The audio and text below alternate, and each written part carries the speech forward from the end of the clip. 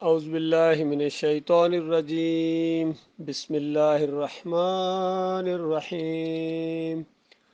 اللہ لا الہ الا هو الحی القیوم، لا تأخذه سنة ولا نوم، له ما في السماوات وما في الأرض، من ذا الذي يشفع عنده إلا بإذنه، يعلم ما بين أيديهم وما خلفهم، ولا يحيطون بشيء من علمه إلا بما شاء، وسع كرسيه السماوات والأرض، ولا يؤوده حفظهما، وهو العلي العظيم۔ یہ آیت الکرسی ہے، ساری آیات کی سردار آیت اس کو کہا جاتا ہے، اس وجہ سے کہ اس کے اندر صحیح معنوں میں الہ کا مسئلہ بیان ہوا ہے۔ لا الہ الا اللہ کی بہترین تفسیر ہے یہ آیت، کیونکہ مسئلہ صرف الہ کا مسئلہ ہے کہ اللہ اکیلا الہ ہے یا کوئی اور بھی الہ ہے، تو اس آیت کے اندر الہ کے مسئلے کو بیان کیا گیا اور اللہ کے علاوہ جتنے دوسرے الہ مانے گئے ہیں ان کا رد کیا گیا ہے۔ یہ اردو ترجمہ اور مختصر تشریح کا یہ جو سلسلہ شروع ہوا ہے یہ مسلسل جاری ہے، اور جب تک اللہ توفیق دے گا یہ جاری رہے گا، تاکہ قرآن کا معنی اور مفہوم عام لوگوں کی سمجھ میں آئے۔ فرمایا اللہ وہ زندہ جاوید ہستی ہے، پہلی بات جو الہ کی ہوتی ہے وہ ہمیشہ سے زندہ ہو اور ہمیشہ زندہ رہے، جو پیدا ہوا ہو، جس کا برتھ ڈے آپ منائیں اور جس کی وفات بھی ہوئی ہو اور لوگ ان کو غسل بھی دیں، ان کو دفن بھی کریں، یہ الہ نہیں ہو سکتے ہیں، یہ داتا نہیں ہو سکتے ہیں، یہ دستگیر نہیں ہو سکتے ہیں، یہ مشکل کشا نہیں ہو سکتے ہیں، یہ حاجت روا نہیں ہو سکتے ہیں، یہ واسطے وسیلے کے لائق نہیں ہو سکتے ہیں، یہ پکارے جانے کے لائق نہیں ہے، یہ نظر و نیاز کے لائق نہیں ہے، یہ شکر گزاری کے لائق نہیں ہے، یہ رکوع اور سجدے کے لائق نہیں ہے۔ جو پیدا ہوئے ہوں اور پھر وہ مرے بھی تو وہ الہ نہیں ہو سکتے۔ یہ صرف ایک ذات ہے جو نہ پیدا ہوا ہے اور نہ موت اس کے اوپر آئے گی، وہ ہمیشہ سے زندہ ہے اور پوری کائنات کو وہ سنبھالے ہوئے ہے۔ پوری کائنات جو آپ کو نظر آ رہی ہے، یہ ایک ہستی نے اس کو بنایا ہے بغیر کسی کے مشورے کے، اور خود اکیلا چلا رہا ہے اور کوئی اس کا معاون اور مددگار نہیں ہے۔ فرمایا اس کے علاوہ جتنے تم نے الہ بنائے ہوئے ہیں، یہ جس ہستی کی بات ہوئی ہے جس نے کائنات کو بنایا اور اکیلے بنایا، اکیلے چلا رہا ہے، اس کے علاوہ چاہے فرشتوں کو تم نے پوجا پاٹ کی ہو، پکارا ہو، چاہے جنات کو ان کی پناہوں میں آئے ہو، یا انبیاء کی، یا جس کی بھی تم نے پوجا پاٹ کی ہے اللہ کے علاوہ، تو یہ سارا بالکل جھوٹ تم نے گڑھا ہے اور شرک کیا ہے تم نے، اور بہت ہی بڑی بدبختی تمہارے اوپر گویا غالب آ گئی، اور انتہائی جہالت کا ثبوت دیا ہے انسانوں تم نے۔ تم اتنی سادہ سی بات کو نہیں سمجھ سکے، اپنے مالک اور خالق کو نہیں پہچان سکے ہو، تو اب سن لو۔ فرمایا وہ الہ وہ ہوتا ہے لا تاخذہ سنۃ ولا نوم، تو جس کو نیند نہیں آتی، جس کو اونگ نہیں آتی، یعنی وہ تو ایک ہی ہستی ہے کہ جس کو اونگ نہیں آتی ہے، تو بہرحال نیند تو سوال ہی پیدا نہیں ہوتا ہے۔ تو بتاؤ اللہ کے علاوہ کوئی اور جتنے ہیں جن کو تم پکارتے ہو،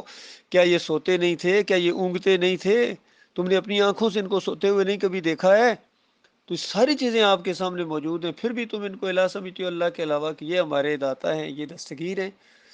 فرمایا اور سنو، لہو ما فی السماوات و ما فی الارض،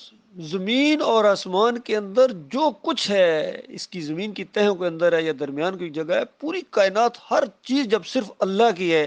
تو بتاؤ کسی اور سے مانگنا تو یہ جہالت کی انتہا ہے نا۔ کیا دنیا میں تم نے ایسا تجربہ کبھی نہیں کیا ہے؟ کوئی چیز خریدنے جاتے ہو، کوئی پلاٹ خریدنے جاتے ہو، تو جس کا وہ ہوتا ہے اسی سے جا کے خریدتے ہو، یا کسی اور کو جا کے کہتے ہو مجھے دے دے؟ تمہیں سادہ سی بات نہیں سمجھ میں آتی ہے؟ تو یہ معاملہ ہے، تو پوری کائنات کا مالک اکیلا اللہ ہے، تو کسی اور کو پکارنا، کسی اور سے مانگنا، یہ جہالت کی انتہا ہے، بہت بڑی گمراہی ہے۔ فرمایا من ذا الذی یشفع عندہ، اور ذرا انداز دیکھیے مالک کا، اس سوالیہ انداز ہے، اور زور دے کے، اور کون ہے وہ، کسی کا نام تو لو کسی کا نام لو کہ وہ اللہ کی اجازت کے بغیر، ایسا وہاں دربار ہوگا، شانہ انداز ہوگا، ایسا خوف و ہراس کا ماحول ہوگا کہ کوئی بول نہیں سکے گا۔ جس کو اللہ کہے گا تو بول فلاں کی شفاعت کر، جس کو مالک چھوڑنا چاہے گا، جس کو عذاب نہیں دینا چاہے گا، بخش دینا چاہے گا، معاف کرنا چاہے گا، اس کے لیے بہانے اللہ نے نکالے ہیں۔ اور جن کو کہا جائے گا کہ ان کے لیے سفارش کرو، گویا ان کی عزت اور تکریم ہوگی وہاں۔ فرمایا کس طرح کوئی بغیر اجازت کے کسی کی سفارش کر سکتا ہے، جبکہ جو ان کے حالات ہیں، ان کے اگلے پچھلے چیزوں کو تو وہ جانتے ہی نہیں ہیں، تو کیسے سفارش کریں گے بتاؤ؟ تو اللہ تو صاحب اگلے پچھلے ان کے اعمال کو جانتا ہے، اور ہر ایک یعنی کوئی ایسی ذات نہیں ہے جو اللہ کے علم اور اللہ کے اس نالج کے اندر کوئی مداخلت کر سکے، کوئی جان سکے، سوائے اس کے جتنا اللہ نے خود کسی کو علم دیا ہو وہ اس کے پاس ہے، اس کے علاوہ اس کے پاس کوئی علم نہیں ہے۔ اور وہ ایسی ذات ہے، اس کی اقتدار، اس کی کرسی پوری کائنات کے اوپر چھائی ہوئی ہے، وہ اتنا بڑا ہے۔ ہم کہتے ہیں اللہ اکبر، تو یہ پوری کائنات، کتنی کائناتیں ہیں اللہ بہتر جانتا ہے، تو اس کے اوپر اس کا اقتدار اس طرح ایسا کسا ہوا ہے کہ ایک لمحہ ادھر ادھر نہیں ہو سکتے ہیں، کوئی پتہ نہیں گر سکتا ہے اس کی اجازت اور اس کے حکم اور اس کے علم کے بغیر۔ تو اس ساری اتنے نظام چلا رہا ہے، اور بال برابر اس کو تھکاوٹ لاحق نہیں ہوتی ہے، اور کوئی ذرا برابر یہ مشکل کام اس کے لیے نہیں ہے، کیونکہ وہ بہت ہی عظیم ہستی ہے، بہت ہی عظیم ہستی ہے، ہمارے تصور میں بھی وہ چیز نہیں آ سکتی ہے۔ ابھی انتہائی چھوٹا سا علم اللہ تعالیٰ نے اس پوری کائنات کے اندر بانٹا ہے، باقی سارا علم، پورا کا پورا علم وہ اللہ رب العالمین کے پاس ہے۔ تو یہ ساری چیزیں لانے کے بعد بتایا گیا کہ دیکھو یہ کوئی زور زبردستی کا معاملہ نہیں ہے کہ تمہیں زبردستی منوایا جا رہا ہے، کہ مالک کو مانو، اس کو اس لائق سمجھو کہ وہ عبادت کے لائق ہے، وہ پکارنے کے لائق ہے، وہ جو ہے وہ نظر و نیاز کے لائق ہے، رکوع اور سجدے کے لائق ہے، وہ اس طرح ان کی عبادت کرو، اور دوسروں کو چھوڑ دو یہ عبادت کرنا کیونکہ عبادت کے لائق نہیں ہے۔ اس طرح شعوری طور پر پوری بصیرت کے ساتھ یہ ایمان اور عقیدے کی بات سمجھنے کی کوشش کرو، باقی ڈنڈے کے زور سے نہیں منوایا جائے گا۔ اسلام کا یہ معاملہ نہیں ہے کہ کسی کو زبردستی منوایا جائے، نہ، بالکل دعوت دی جائے گی اور بتا دیا جائے گا، کوئی منوانا کام نہیں ہے۔ یہ تو جو مانے گا وہ اپنا بھلا کرے گا، جو نہیں مانے گا وہ اپنی بدبختی کا انتظام کرے گا، اور پھر بہت بڑی آگ میں ڈالا جائے گا، کیونکہ اتنے عظیم رب کو چھوڑ کر وہ اللہ کے علاوہ دوسروں کو پکارتا رہا اور شیطان لعین کی بات مانتا رہا۔ یہ سارا جو کچھ پوری دنیا کے اندر شرک اور کفر ہو رہا ہے، یقین کی یہ شیطانی چیزیں ہیں، جو نظر و نیاز ہو رہی ہے، چاہے 11ویں ہو رہی ہے، چاہے 12ویں ہو رہی ہے، چاہے میلادیں ہو رہی ہیں، چاہے 10 محرم کی سبیلیں لگائی جا رہی ہیں، گھوڑے کو پوجا جا رہا ہے۔ حیرت ہوتی ہے کہ گائے کو پوجنے والوں کے اوپر کفر کا فتویٰ لگاتے ہیں اور اعتراض کرتے ہیں، ہنستے ہیں ان کے اوپر، گائے کو پوجتے ہیں، دیکھو ہندو گائے کو پوجتا ہے، تو ذرا گھوڑے کے پجاری کو دیکھو نا۔ پھر ہنستے ہیں کہ دیکھو مورتی کو پوجتے ہو، پتھر کی مورتی خود اپنے ہاتھوں سے بناتے ہو اور اس کے سامنے جھک جاتے ہو، ڈنڈوت کرتے ہو۔ تو بتاؤ ذرا یہ جو دربار شریف بنائے ہیں آپ نے، گنبد شریف جو بنائے ہیں آپ نے، مزار شریف بنائے تھے، کیا خود بنے تھے؟ یہ بھی تو تم نے اپنے ہاتھوں سے ہی بنائے تھے نا، جس کے اوپر چادریں چڑھاتے ہو اور رکوع کرتے ہو، کبھی سجدے کرتے ہو، کبھی نظر و نیازیں کرتے ہو، کبھی حلوے لے کے جاتے ہو، کبھی بکرے جا کے وہاں۔ تو اگر ہندو کرتا ہے تو وہ کافر اور مشرک، اور مسلمان کریں تو مومن۔ تو بالکل وہی جو بات کسی نے کہی تھی کہ کرے غیر بت کی پوجا تو کافر، کواکب میں مانے کرشمہ تو کافر، مگر مومنوں پر کشادہ ہے راہیں، پرستش کرے شوق سے جس کی چاہیں، اور نہ ایمان میں کچھ فرق اس سے آئے، نہ توحید بگڑے، نہ اسلام جائے۔ یہ اس طرح کا وہ حالی نے ایک نظم لکھی، پوری طرح ان مسلمانوں کے اوپر فٹ آ رہی اور طنزیہ انداز کے اندر لکھی تھی کہ دیکھو دوسرے کافر ہوتے ہیں جو اس طرح کی حرکتیں کریں، مومن تو یہ مسلمان ہے، یہ تو کافر ہوتے ہی نہیں ہیں، جو مرضی کریں، ماتھے رگڑیں قبروں کے سامنے جا کے، وہاں ڈنڈوت کریں، مہاراج کی سجدے تعظیمی کریں، واسطے وسیلے کے ساتھ پکاریں، وہاں دیگیں چڑھائیں، چادریں چڑھائیں، ڈھول بجائیں، چمٹے بجائیں، جو مرضی کریں، یہ کافر نہیں ہوتا ہے۔ پتہ نہیں کیا اس کے ساتھ یہ معاملہ خصوصیت کے ساتھ ہے۔ تو بتایا ایسی بات نہیں ہے، یہ بالکل کھول کے دونوں راستے تمہارے سامنے آ گئے ہیں، اس کے بعد تمہاری اپنی مرضی ہے، صحیح بات اور غلط بات کو بالکل علیحدہ کر دیا گیا ہے، بالکل چھانٹ کے۔ بالکل یہ قرآن کتاب ہی ایسی ہے، یہ گڑ مڈ ہونے ہی نہیں دیتی ہے چیز کو، جو چیز اس کے اوپر رکھو گے یہ بالکل اعلان کر دے گی کہ یہ حق یہ ہے اور باطل یہ ہے۔ فرمایا اب جو کوئی طاغوت کا انکار کرے اور اللہ پر ایمان لائے، تو یہاں عام طور پر طاغوت کا فوراً ترجمہ ان لوگوں نے کر دیا، جو کوئی شیطان کو نہ مانے، جو کوئی بتوں کو نہ مانے، وہ طاغوت کی بات ہو رہی ہے۔ ہر چیز طاغوت ہے جس نے اللہ کی عبادت سے آپ کو پھیرا ہے، چاہے وہ شخصیت ہے، وہ ادارہ ہے، وہ کتاب ہے، وہ رسم و رواج ہیں، وہ بادشاہ سلامت ہے وقت کے، وہ سیاسی لیڈر ہیں، وہ مذہبی لیڈر ہیں، وہ عسکری لیڈر ہیں، جس نے بھی اللہ کی بندگی کا راستے کے اندر بال برابر بھی رکاوٹ ڈالی ہوئی ہے، وہ طاغوت ہے۔ اس کا انکار کرنا، اس کو کافر قرار دینا ہے،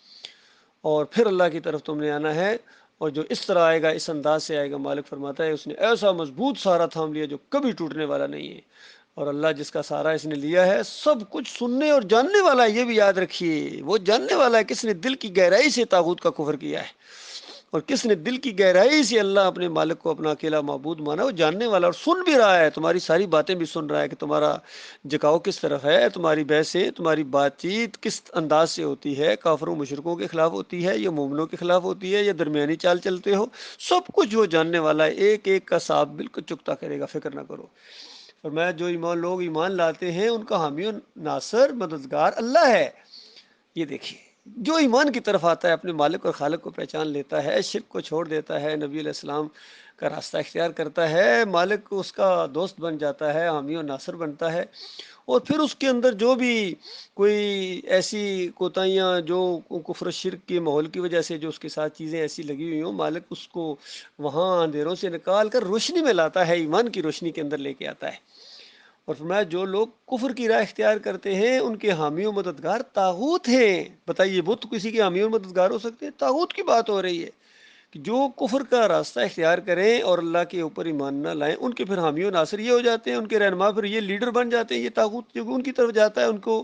اپنا رہنما مانتا ہے، اپنا امام مانتا ہے، اپنا امیر جماعت مانتا ہے، تو پھر طاغوت کا تو کام ہی یہی ہے کہ وہ انہیں روشنیوں سے تاریکیوں کی طرف کھینچ کے لے جاتے ہیں۔ یہ طاغوت کا کام ہے، جیسے سورہ توبہ کی 34 نمبر آیت میں بھی یہی بات بیان ہوئی ہے، ان کثیر من الاحبار والرہبان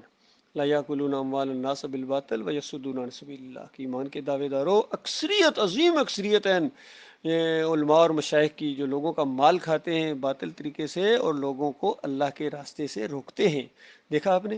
اللہ کے راستے سے روکنے والے طاغوت ہوتے ہیں۔ سب سے بڑے طاغوت آج یہ مولوی اور پیر ہیں جو اللہ کے راستے میں، خاص کر ایمان اور توحید کی جب دعوت اٹھتی ہے، یہ راستے کے اندر کھڑے ہو جاتے ہیں۔ تو بتاؤ، اللہ تو حامی و ناصر ہے اپنے مومن بندوں کا، وہ تو اندھیروں سے نکال کر روشنی میں لے کے آیا ہے۔ اس سے پہلے ہم 11ویں کرنے والے، 12ویں کھانے والے، کیک کاٹنے والے، مزاروں کے اوپر چڑھاوے چڑھانے والے، 11ویں کی بڑی عقیدت سکھایا کرتے تھے، یا علی مدد اور یا رسول مدد بھی چل رہا تھا، میلوں پر بھی جانا، یہ ساری چیزیں ہمارے اندر تھی۔ مالک نے ہمیں ان سے نکالا ہے، کیونکہ ہم اللہ کے اوپر جب ایمان لائے ہیں، اللہ کو پہچان گئے، مالک نے اس سے ہمیں نکال دیا ہے۔ ہم روشنی، بالکل ایمان کو ہم پہچان گئے ہیں، شرک کو ہم پہچان گئے ہیں، پوری طرح کھل کے دو چیزیں سامنے آ گئی ہیں۔ تو ہم تو روشنی کے اندر ہیں۔ کتنے بڑے بدبخت ہیں جو خود اندھیرے میں گئے ہیں، کفر و شرک ان کے اندر آیا، سجدہ تعظیمی ان کے اندر آیا، اور کہتے ہیں عیسیٰ علیہ السلام کو اللہ نے ایک صفت دے دی تھی، محمد حنیف نے دعوت القرآن تفسیر کے اندر لکھ دیا، خود کفر و شرک اس نے اختیار کیا، اور الٹا ان مومنوں کو کہتا ہے کہ یہ جناب یہ اندھیرے میں پھر واپس چلے گئے، نور سے پھر واپس چلے گئے۔ بتاؤ کہاں ہم گئے؟ ہم تو اندھیرے سے نکل کر آئے ہیں، ہم تو روشنی کے اندر، روشنی مزید، یہ ایمان ہمارا ہر روز ہر نیا واقعہ ہمارا ایمان بڑھا رہا ہے۔ الٹی بات کہتا ہے، چونکہ خود اندھیروں میں چلا گیا، تاریکی میں چلا گیا، پھر سجدہ تعظیمی، پھر پکارے، پھر یہ ساری چیزیں جب ادھر چلے گئے ہیں بے ایمانو، تو تم اندھیروں میں گئے ہو۔ اور پھر وہ آیت قرآن کی تمہارے اوپر فٹ آتی ہے کہ اللہ تعالیٰ ان خبیثوں کو طیب سے علیحدہ کر کے رہے گا۔ ان خبیثوں کو اللہ نے علیحدہ کیا ہے، باقی جن کا ایمان بالکل کھرا ہے، بالکل سادہ ایمان ہے، صاف 16 آنے چوکس ایمان ہے اپنے مالک اور خالق کے اوپر، وہ خبیث کیسے ہوں گے؟ وہ تو طیب لوگ ہیں۔ کلمہ طیبہ اسی لیے کہا جاتا ہے، جو کلمہ یہ پڑھتا ہے لا الہ الا اللہ محمد رسول اللہ، اللہ کے علاوہ کوئی الہ نہیں، کوئی معبود نہیں ہے، کوئی پکار کے لائق ہی نہیں ہے، کوئی رکوع اور سجدے کے لائق ہی نہیں ہے۔ بتاؤ، سجدے تم ثابت کرو، اور طیب ظاہری بات ہے پھر کیسے رہ سکتے ہو؟ پھر تو تم خبیث ہو گئے ہو، خبیثوں کے اندر تم نے شمولیت اختیار کر لی ہے، طاغوتوں کی لسٹ میں تمہارا نام ڈال دیا گیا ہے۔ تمہیں جو بھی مانے گا، تمہارے نقشے قدم پر چلے گا، وہ ظاہری بات ہے وہ اندھیروں میں جائے گا، اندھیروں کے اندر جائے گا۔ یہ بڑی سادہ باتیں ہیں۔ فرمایا یہ اندھیروں کے اندر جانے والے، یہ طاغوتوں کو اپنا لیڈر ماننے والے، ان کو امام ماننے والے، بڑے فخر سے علی انجینئر صاحب کہتے ہیں میں تو نمازیں پڑھتا ہوں ان کو امام مانتا ہوں۔ اچھا ٹھیک ہے، مانتے رہو، کوئی بات نہیں، مالک کی کتاب کا فتویٰ تو تمہارے اوپر پھر آئے گا۔ مالک فرماتا ہے والذین کفروا اولیاءہم الطاغوت، کہ جو ان کو اپنا لیڈر بنائے، اپنا امام بنائے، اپنا سرپرست بنائے، ان کے پیچھے چلے، ان کو اپنا قائد اور قائد اعظم مانے، قائد ملت مانے، تو اس کے بعد یہ اس کے ساتھ ہمیشہ کی آگ میں رہنے والے لوگ ہوں گے، طاغوتوں کے پجاری یہ آگ میں جائیں گے جس میں وہ ہمیشہ رہیں گے۔ فرمایا کیا تم نے اس شخص کے حال پر بھی غور کیا ہے، یعنی کچھ خبر پہنچی ہے جس نے ابراہیم سے جھگڑا کیا تھا، اور جھگڑا اس بات پر کہ ابراہیم علیہ السلام سے اس نے جھگڑا کیا، اور وجہ یہ تھی کہ اللہ نے اس کو حکومت دی ہوئی تھی، بتائے، یعنی حکومت اللہ نے اس کو دی ہوئی تھی، تو چاہیے تھا کہ وہ جھگڑا کرنے کی بجائے وہ ایمان کا راستہ اختیار کرتا۔ تو اتنے بڑے رینک کے اوپر اللہ نے اس کو پہنچایا، تو اس نے اب ایمان کے ساتھ جھگڑا کرنا شروع کر دیا۔ بالکل یہی معاملہ آج ہمارے اوپر، بڑے بڑے علماء دیکھیے، بڑے بڑے سیاسی لیڈر دیکھیے، اتنے بڑے بڑے ان کو جلسے اور اتنی بڑے بڑے عوام ان کے ساتھ، کتنے بڑے بڑے عہدوں کے اوپر ہیں، کوئی وزیر اعلیٰ ہے، کوئی وزیر اعظم ہے، کوئی صدر مملکت ہے، اور کوئی چیف آف آرمی سٹاف ہے، کتنے بڑے بڑے رینک ان کو اللہ نے دیے ہیں۔ تو کیا اس لیے دیے ہیں کہ تم ایمان کا مقابلہ کرو؟ اللہ کی بات جب تمہارے سامنے آئے تو تم بفر جاؤ، تمہارے ماتھے پر شکنے پڑ جائیں، تمہیں غصے سے لال ہو جاؤ، اور اللہ کے بندوں کو تم سزائیں دو، نکالو، علاقوں سے نکالو، اداروں سے نکالو، اور ان کے خلاف اور پہ گنڈے کرو، جیلوں میں ڈالو، پرچے کاٹو۔ اس وجہ سے یہ سارا معاملہ اس انداز سے ہے۔ تو یہ معاملہ پہلے بھی پیش آیا تھا، ایک بادشاہ تھا، اللہ نے اس کو بادشاہی دی، اور ابراہیم علیہ السلام نے جب اس کے سامنے ایمان اور عقیدے کی بات کی، توحید کی بات کی، تو ایک دم کہنے لگا کہ جھگڑا اس بات پر کرنے لگا، ابراہیم کس رب کی بات کرتے ہو، کون سا رب ہے؟ تو اللہ تعالیٰ نے وہ مکالمہ یہاں نقل کیا، ابراہیم علیہ السلام نے کہا میرا رب وہ ہے جس کے اختیار میں زندگی اور موت ہے۔ بتائیے، جب بادشاہ بننے کے بعد گویا رب کو بھول گیا ہے، ہوش نہیں، اس کے ٹھکانے باولا ہو گیا ہے، بڑا رینک چونکہ مل گیا ہے تب باولا ہو گیا، اس کو سمجھ نہیں آ رہی کہ رب کون ہوتا ہے۔ تو ابراہیم علیہ السلام نے کہا کہ وہ جو زندگی اور موت دیتا ہے۔ تو تک بتائیے کتنی سادہ بات تھی۔ آگے سے حضرت صاحب جواب دینے لگے، کہنے لگے کہ زندگی اور موت تو میرے اختیار میں بھی ہے، یعنی اس انداز سے کہ کسی بے گناہ کو اسے قتل کر دیا، اور کسی